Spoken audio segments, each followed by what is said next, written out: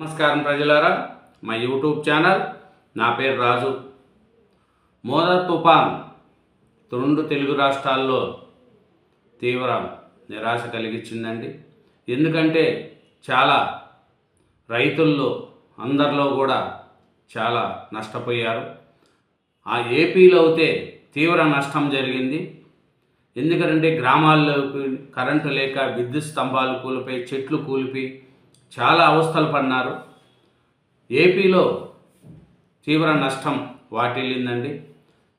వరి చేనులు కావచ్చు, పత్తి కావచ్చు, మొక్కజొన్న కావచ్చు, ఈ పంటలుగా అన్నీ కూడా నష్టపోయినాయి. మనం ఈ మోతా తుఫాన్ ప్రభావం చూసుకుంటే ముఖ్యంగా అన్నదాత ఆశలను సిదిమేసిందండి. ఈ తుఫాను ముంచెత్తిన వానలు, వీధురుగాలులతో పంటలకు తీవ్ర నష్టం వచ్చిందండి. దాదాపు 15 లక్షల ఎకరాల్లో పంట నష్టం అయిందండి ఈసారి ఈ తుఫాను ప్రభావము. తెలంగాణలో కూడా చాలా నష్టం జరిగింది. ఎందుకంటే నేలకు ఒరిగిన వరి 30% విస్తీర్ణంలో పంటకు దెబ్బ. ఇతర ప్రధాన పంటలది అదే పరిస్థితి. మొక్కజొన్న కావచ్చు, ఏరుశనగ, ఇంకా చాలా పరిస్థితి ఇదే. ఇంకా పత్తికాయలు అన్నీ, పత్తి అవుతే ఇంకా వరి అవుతే చాలా నష్టం జరిగింది. ఉల్లి, టమాటా, పొగాకు వీటికి కూడా ముందే గిట్టుబాటు ధరలు లేవు. ఈ పరిస్థితుల్లో చూసుకుంటే ఈ వర్ష ప్రభావంతో కూడా చాలా దెబ్బతిన్నాయి. అయితే ఈ భారీ విధ్వంసం సృష్టించిందండి ఈ మోదా తుఫాను. ఈ తుఫాను వల్ల చాలా గాయాలైనాయి, రైతులు చాలా నష్టపోయారు. ఈ మోదా తుఫాన్ పెద్ద విధ్వంసమే సృష్టించింది. లక్షల ఎకరాల్లో పంట నీటిపాలైంది.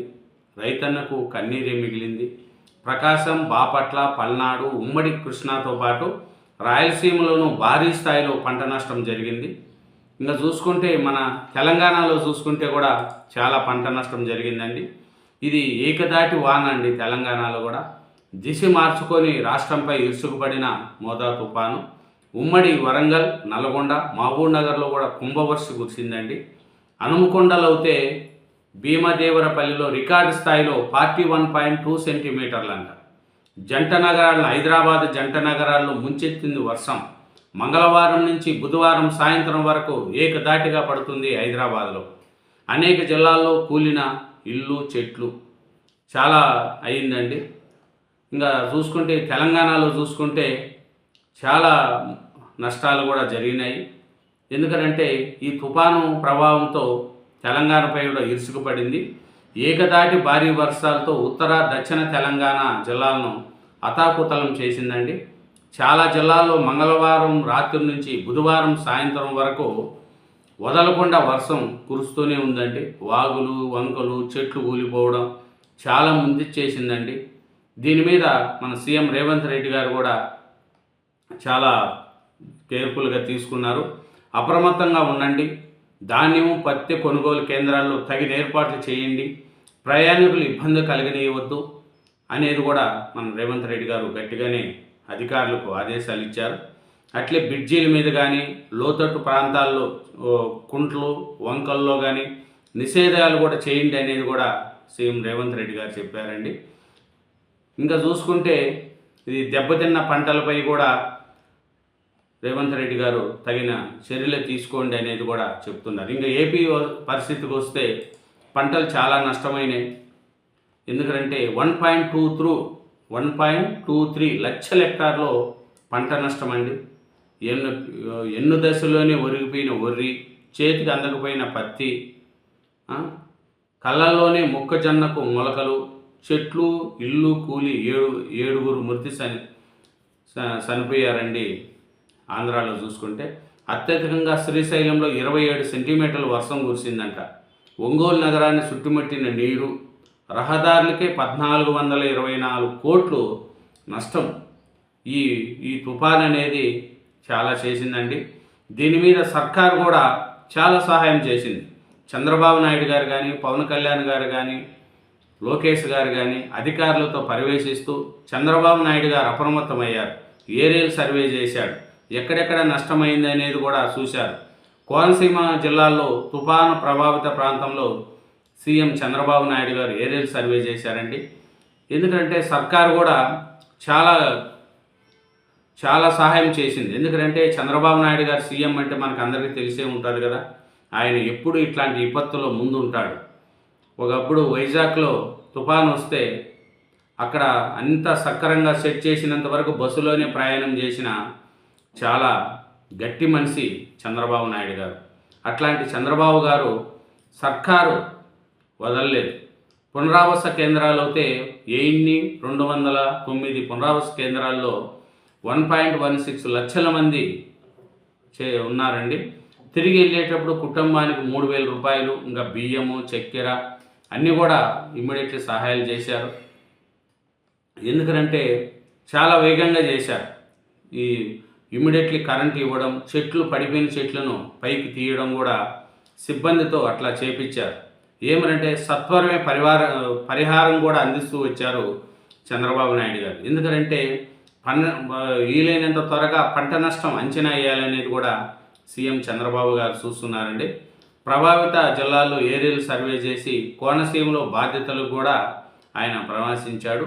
నీట మునిగిన పొలాల వద్ద రైతులతో మాట్లాడి నష్టపరిహారాల మీద కూడా ఆరా తీశారు. ఏమిటంటే చంద్రబాబు నాయుడు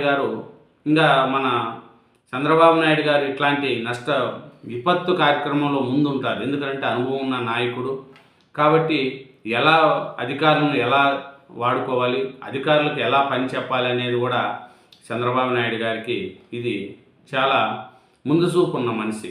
కాబట్టి పునరావాస కేంద్రాల్లో కూడా చంద్రబాబు నాయుడు గారు తక్షణం సాయం చేశారు. రైతులకు ఎక్కడా ఇబ్బంది లేకుండా కూడా చూశాడు. పంట పరిహారం కూడా తొందరగా ఇవ్వాలనేది కూడా అధికారులను ఆదేశించారు చంద్రబాబు నాయుడు గారు.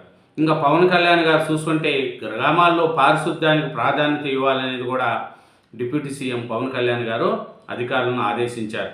ఇట్లా పవన్ కళ్యాణ్ గారు కానీ అట్లా చంద్రబాబు నాయుడు గారు కానీ ఎందుకంటే అధికారులతో ఎప్పుడూ అందుబాటులో ఉండి ప్రజలకు ఏ ఇబ్బంది లేకుండా చూసుకోవడంలో కూడా ప్రభుత్వము సక్సెస్ అయింది.